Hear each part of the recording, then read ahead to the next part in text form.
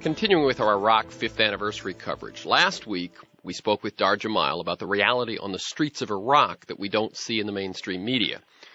This week we turn to the economic costs of the conflict, information that is also missing in action.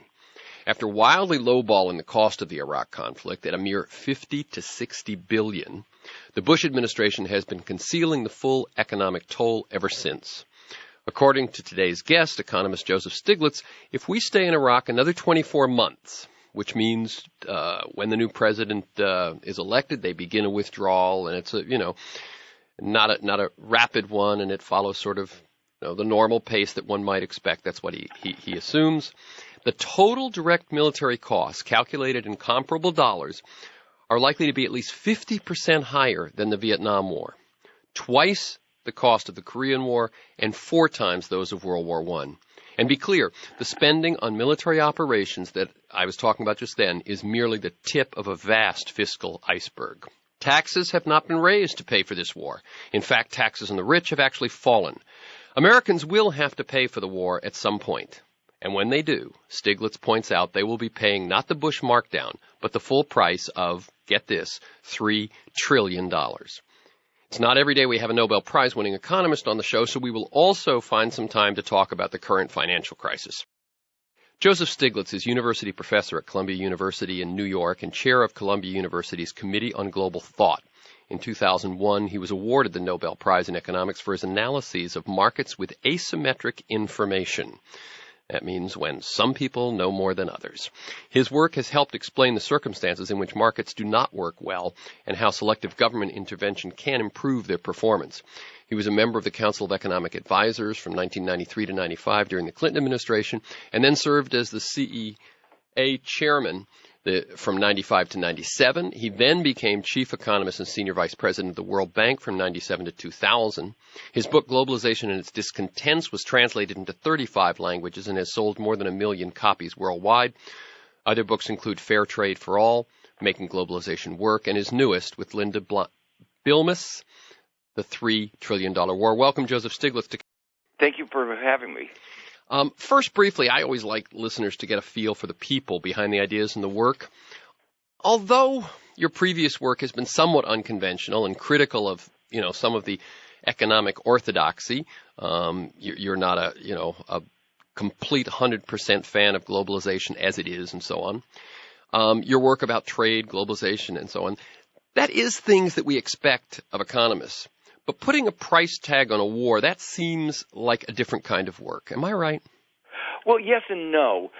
Remarkably, we do actually, whenever we undertake a regulation, a safety regulation, environmental regulation, we do look at the costs and benefits.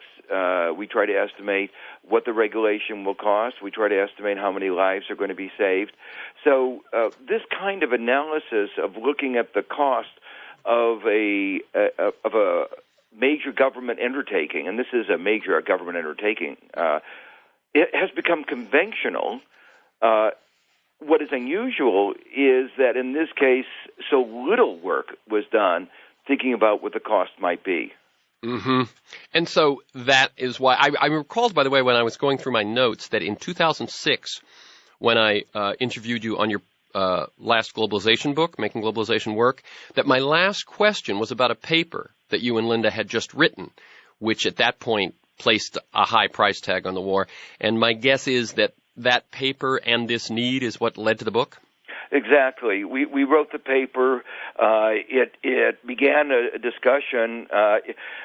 It forced, in some sense, Congress to begin doing work on this issue. I mean, it was scandalous that Congress had not exercised the kind of oversight that they ought to have over the administration, and the paper did begin a discussion of the cost of the war. Yeah, and let me ask you. You said it there that there was a scandalous lack of attention to this. But if you were going to answer, here's like a dumb question I'd ask you if we were riding the subway together. Why don't Americans know what the invasion and the occupation of Iraq costs? Well, I think there's a simple answer. The administration has tried to keep those numbers away from the American people. An example of this, it doesn't go to Congress. and say, look, we're going to need this amount for fighting the war this year. Rather, what it does is it comes with emergency appropriations, emergency requests every few months. There have been more than 24 of these emergency requests. We're 5 years into the war, and we're still treating it as an emergency. Yeah, and I think that the number, even beyond 5 years, that number, 24 emergency requests, I mean, that seems so absurd. Now, my question based on that is, why are they getting away with it? As you point out, emergencies are things like Katrina. They're things like, natural disasters, that sort of thing. How can they get away with this? Why isn't there, beyond your book, why isn't Congress, once they became Democrats, just saying, wait, treat this like something that's happening, not like an emergency? Well, I mean, let me first point out that historically, even when the Congress was of the same party as the president, Congress took its responsibility seriously. During World War II, Congress did exercise oversight. There was the Truman Commission that went around trying to make sure that the taxpayer dollars were being well spent on this all-out effort, and that, I think, gave rise to confidence in the war. During the 6 years of the Republican Congress, there was no attempt, even a really serious attempt at oversight. When the Democrats came in, they did try to exercise some oversight, and the president, rather than saying, this is really important for there to be confidence by the American people in how we're spending our money, that every dollar really does count, especially when we have such deficits. Every time they tried to exercise that oversight, he painted them as if they were being disloyal. And, of course, no congressman wants to be treated as if he's disloyal. Mm-hmm. So it's interesting, actually, the irony that the World War II, which seemed to have unanimity within the country, did have oversight. This war, which has been fractious from the beginning, has not. How did you come up with a total cost of $3 trillion? And let me say, and correct me if I'm wrong, that's $30,000 for every single American household. That's right, and that gives you the magnitude of what we're spending. You can also look at it in terms of how much you're spending for every Iraqi, and in those terms, it's far larger than the Marshall Plan, which transformed Europe after the end of World War II. The way you get the number like this is actually simple arithmetic. You have to think comprehensively, and you begin with the numbers they admit to, the more than 24 appropriations, dribbles and drabs. Not even all members of Congress realized how much was being spent. So that's the basis. Then you go on and you look at money that is being spent in Iraq hidden elsewhere in for instance, the Defense Department.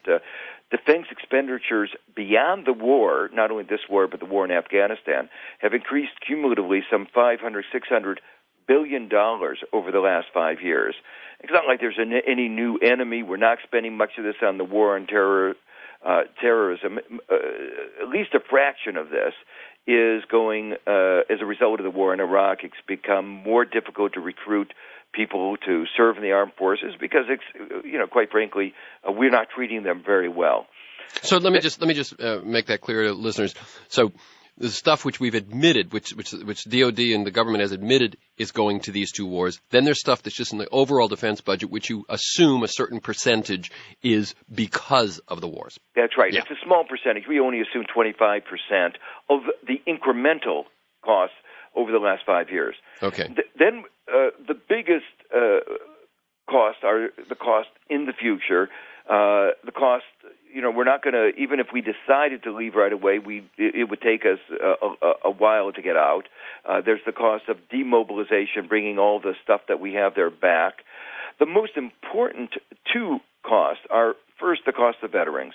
Mm-hmm. Now, we forget how many are coming back with very serious disabilities, about 40% of the 1.65 million that are already there, 2 million that we expect to be there, are likely to come back with disabilities. And let me also, I have to emphasize that too. In other words, my guess is that most Americans, if they pay attention, know that when we argue about a surge, we're talking about should we have 100, 120, 130, 150,000 troops over there. And yet, given the time it's gone on, 1.6 million troops have served there, and as you say, 2 million probably by the end. So you look at a number like 150, you say, but, you compare it maybe to Vietnam, where at one point we had 500,000. But the total troops that will return to this country, having experienced that war, is going to be around 2 million people. Yeah, and then about 800,000 of these numbers will come back with disabilities. And so we're going to be supporting many of these for their entire life. We're going to provide health care. We've created an unfunded entitlement of in excess of $600 billion. That's comparable to the hole in our Social Security system that the President said was a serious threat to our future economy. We've created, within the last 5 years, a new unfunded liability.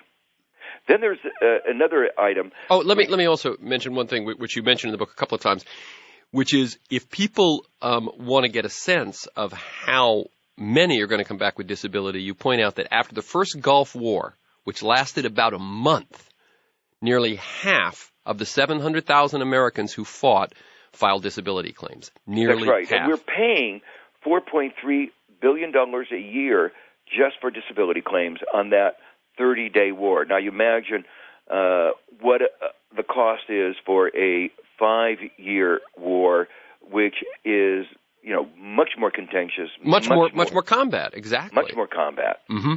So I just want to get people to get that sense that there's no easy wars. No, this war is particularly devastating psychologically. 100,000 of those who have already returned have come back with serious psychological problems. 52,000 have been diagnosed with PTSD. So these are among the casualties of this war. And then the other major item going forward on the budget is the fact that we've been wearing out equipment far faster than we've been replacing it. So if we're going to restore our military to its pre-war strength, we're going to have to be spending actually billions and billions and billions of dollars. And we turn to the defense experts to give us a number for that. And then finally, on the budgetary side, there's the interest. When we went to war, we had a deficit. In all previous wars, when you went to war, you send your young men and women to fight. There's a discussion of shared sacrifice, and one of the forms of that shared sacrifice is tax increases. We pay part of the cost now, and inevitably we do pass on some of it into future generations. This is the first war in history, American history, that we had a deficit when we went to war. We actually cut taxes on upper-income Americans. So every dollar has, in effect, been borrowed. Every dollar has been passed on to future generations. I'm going to ask again, not because I think you know how everyone thinks, but just because you've been focusing on these questions for the last couple of years. How have we chosen to do that? I mean, what is it about what is the disconnect that, I hear it over and over again from Democrats or opponents or something, but nothing has been done. How can that be? How can we say that not only are we sending young people to fight this war while the rest of us are told to shop, or refinance our houses with bad mortgages, and their children are going to pay for it? Yeah, I think the reason, I can tell you the motivation behind it, I think, was very clear. The president wanted to convince the American people that they could have a war for free. We had no draft. Yeah, my question is, how did he do it? That is a difficult question, but that was what he was trying to do. So he didn't ask. There was no draft, so average Americans didn't have to worry about sending off their children. Although obviously a lot of them have had children who volunteer, and then he didn't ask anybody to make an economic sacrifice. So for most Americans, it seems as if it's a war for free. But economists say there's no such a thing as a free lunch, and there's no such thing as a free war. Yeah, and it's what's fascinating to me as I was reading the book, because obviously these things are in our minds at some level all the time, but really reading it, I go, it keeps coming down to Bush wanted to do it this way. The administration wanted to get away with this. They wanted to keep this secret. They wanted to, to blur things, and but how an entire nation and all of its leaders has gone along with this is what baffles me. I mean, and is painful to think about. Why have Americans? I mean, is it maybe that we've become such a credit card society that we live that way ourselves as well? It may be partly that, but I think there has been, quite honestly, an element of deliberate deception. And you see it not only in the statements as we went to war that was only going to cost $50 or $60 billion, that reconstruction of Iraq would be paid for by Iraq itself, but you also see it in the deliberate attempt to keep the facts away from the American people. There were no pictures of coffins coming back. Right. There was an agreement, really not for a long while to show the injured and the terrible injuries coming back. And on the Department of Defense's website, they only list half the number of casualties. They only talk about those who are injured in combat. I understand, right. So any other injury that happens, which of course is more likely to happen in a war zone under those conditions, is not counted. You also point out that this deception hasn't stopped, that when they were saying what the surge would cost, they repeated the same kind of misinformation they did when they said what the war would cost. Exactly, and even today, when they, when you hear the quoted number, $12 billion a month, which is huge.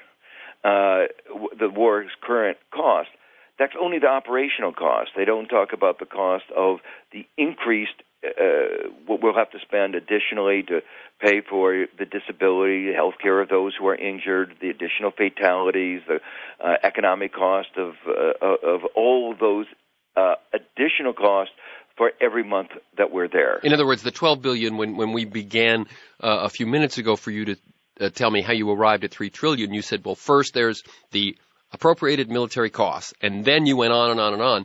All that $12 billion is the appropriated military cost. Exactly. Yeah, and by the way, the war at first was costing $4 billion a month. Now it's costing $12 billion a month. What is that about? Well, part of this is what I said before. They engaged in what you could call deferred maintenance. They tried to push the cost into the future. They weren't repairing equipment. Well, you can not repair for a while, but eventually you have to do the repairs. Now, so they're still not doing the repairs they need to do, but they have to pay for the repairs that they should have done 2-3 years ago. Yeah, I remember. Let me just share this. I remember when the argument about going in was going on, and I basically would say that every single rationale the government was giving for why and how and so on was based on best case scenarios, right? In terms of the cost, in terms of the time. In fact, their major worry was how to sweep up the rose petals from the garlands that would be thrown around their neck. That was the major worry. It sounds like in every instance there's the element of secrecy and the element of believing your own hype. In other words, we don't have to do maintenance because we're going to be out of there in a couple of months. Exactly. Yeah. And victory is just around the corner. Yeah. And that's exactly what they're saying today. The surge has worked. Well, it worked for a little while, and then the last couple of weeks we've had a real increase in fighting. More Americans have died. No one really believes that we have achieved long-term stability.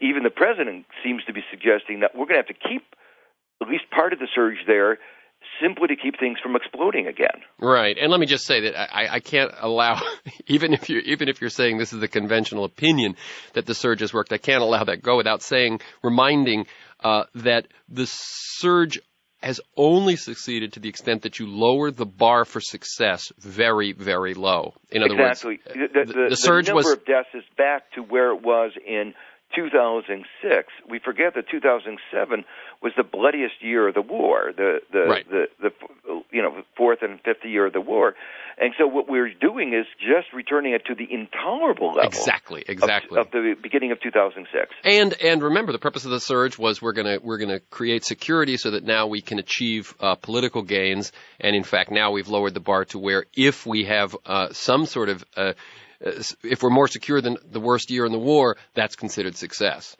And there's no evidence of any real political consensus as what we've seen is happening in Basra. That's actually an interesting aspect of what's happened in Basra, where things have exploded. They did exactly the strategy that we're claiming as the successful strategy in the Sunni area. And what the British did is basically to work with the various groups, allow them to have armed personnel, equipment, and it meant that fewer British soldiers were killed. But it was clearly not a recipe for long-term stability in the south of Iraq. So what you're saying is the eruption there is a preview of coming attractions that you can only that unless you're making real strides, you can only hold this down for so long. That's right, and that we have been agreeing to arming all kinds of Sunni militia in the area around Baghdad, which is an invitation to similar problems that we're seeing in the south in the coming years. Yeah, I'm going to leave Iraq in just a second and go to the larger economic picture, but Charlie Rose had a couple of Iraqis on the other day on the 5th anniversary, and that's what they were saying. They were saying this success based on arming one side against another, that's basically what Saddam did the whole time. And it was, this is not a reality that America hears very often, certainly not on national television. Let me just read you two quick quotes. White House spokesperson Tony Fratto says, people like Joe Stiglitz lack the courage to consider the cost of doing nothing and the cost of failure. One can't even begin to put a price tag on the cost to this nation of the attacks of 9/11. Dana Perino, president's spokesman, says none of these calculations have taken into account the cost of failure in Iraq. Should al-Qaeda have safe haven in Iraq, we are more likely to be attacked again in our homeland. We know the cost of that. Your response to that? First, they lack the courage of their conviction. They've talked about the belief in democracy. Democracy is more than periodic elections. Democracy is informed participation in the decisions that affect the country. That kind of informed participation would have meant that Americans ought to know what the cost of the Iraq War. He still refuses to level with the American people. He's criticized my numbers, but in fact hasn't come back with his own numbers so that we can engage in a meaningful debate. In fact, our numbers are very close to what the Congressional Budget Office numbers are. So, in fact, there's a little duplicity there. But what surprise! But fundamental criticism is the deliberate attempt that he's done consistently over the last 5 years is to conflate Iraq and 9/11. Exactly. As they both did in those statements. Let me jump now because we have so little time. I'm speaking with Joe Stiglitz. We've been talking about his new book, The $3 Trillion War. We've got about 3 minutes. I'm so sorry to talk about the current economic crisis. I just want to read what the New York Times said about the Bush Treasury Department plan. Quote, according to a summary provided by the administration, the plan would consolidate an alphabet soup of banking and securities regulators into a powerful trio of overseers responsible for everything from blah, blah, blah. And then it says, while the plan could expose Wall Street investment banks and hedge funds to greater scrutiny, it carefully avoids a call for tighter regulation, etc. It sounds like Homeland Security all over again. We've got a big problem. Let's create a big bureaucracy rather than do something.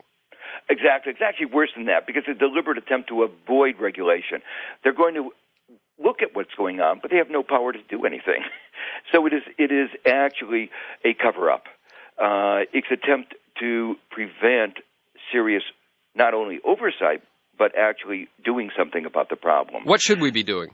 Well, this proposal, like a number of the others, is ironic in the sense that it gives more power to the Fed. Now, who has failed? It's the Fed, which has flooded the economy with liquidity. It's the Fed that didn't do the regulations that it should have. It finally got around to imposing some regulations after the crisis. It was like closing the barn door after the horse is out, and then rewarding them after their stellar failure performance to say, oh, we're going to give them more power. I think it shows the lack of depth of thinking, either in terms of political or economic analysis of the nature and the depth of the problem. Now, what needs to be done? Well, first, what at the bottom of the problem today is the subprime. 2.2 million Americans will lose their home this year. As they lose their home, the banks are going to be losing money. As the banks lose their money, it's going to have ripple effects throughout their economy. The total number of people who are likely to be what we call underwater, the value of their house being less than the value of their mortgage, could be as high as 14 million. Amazing. About a quarter of all mortgages, if projections about the likely fall in housing prices turn out to be accurate. We have a serious problem ahead of us. We can go and talk about what went wrong and how to prevent it in the future, but the first order business is how do we stop this problem from escalating out of control? What we clearly need is to begin by helping those who are going to be losing their home. And what is the administration, what is the Fed doing? It's bailing out Bear Stearns. Right. It's bailing out the investors who are the investment banks who are at the source of the fundamental problem that we're facing. So it's beginning at the wrong end. It's beginning at the top. Not a surprise. Right. Given the history of the last 8 years, but it won't solve the problems, and it won't stop them from getting worse, which is what's going to happen. It won't stop them from getting worse. We've got to bring this to a close. God, I would love to have a whole half hour to talk about the economy. Again, the new book is The $3 Trillion War. The website is josephstiglitz.com. Joseph is simple spelling, and Stiglitz is Stiglitz. One word. Thank you, Joseph Stiglitz, and keep up the good work. Okay, thank you. Right.